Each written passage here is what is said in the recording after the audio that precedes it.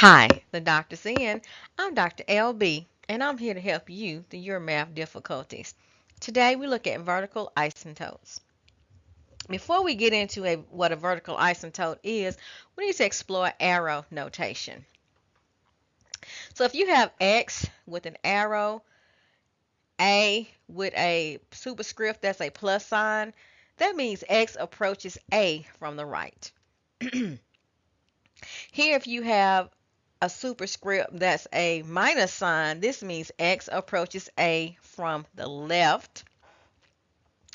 X with an arrow with the infinity sign means X approaches infinity or X increases without bound. This means that X approaches negative infinity or X decreases without bound. The line X equals A is a vertical asymptote of f of X if f of X increases or decreases without bound. So if we look at X equals negative 2, which is this blue dashed line, then as X approaches negative 2 from the left, we're looking at this portion of the graph here, then f of X approaches negative infinity. And as X approaches negative 2 from the right, we're looking at this portion of the graph,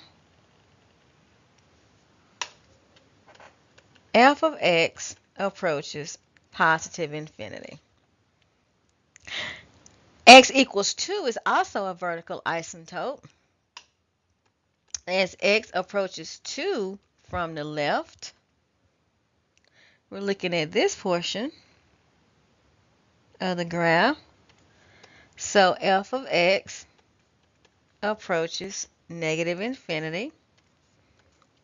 And as X approaches 2 from the right, looking at this portion coming in from the right,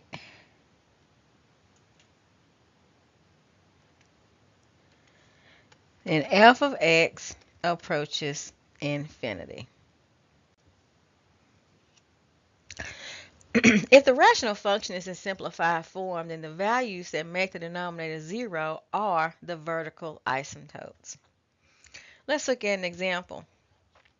Here we have f of X equals X divided by X times X minus 4. That's not in simplest form. We can cancel out an X, and we're left with 1 over X minus 4. Now, we canceled out the X, but X equals 0 still makes that denominator of the original function 0. So when we cancel out a value, X equals 0 is a hole in the graph. And once we have the simplified fraction, then the value that makes that 0, X equals 4, is a vertical asymptote. Let's look at another one. Here we have X squared minus 64 all over X minus 8. Well, our numerator can factor to X minus 8 times X plus 8. I can cancel out X minus 8, which means X equals 8 is going to be a whole. And I'm left with X plus 8. Well, here I do not have a denominator, so I have no vertical asymptotes. If we look at another one, X times X squared plus 1, well, this is in its simplest form.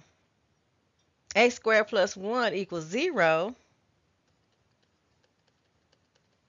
Means X is squared is negative 1, or X is plus or minus the square root of negative 1, which is I. So we don't have any real numbers that make that denominator 0. We didn't cancel anything out, so we have no wholes and no vertical asymptotes. And if we look at the next one, we have X plus 6 divided by X squared plus 2X minus 24. This factors to X plus 6 times x minus 4. So I cancel out x plus 6.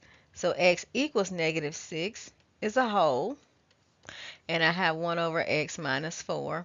So x equals 4 is a vertical asymptote. So remember that Dr. LB is always in.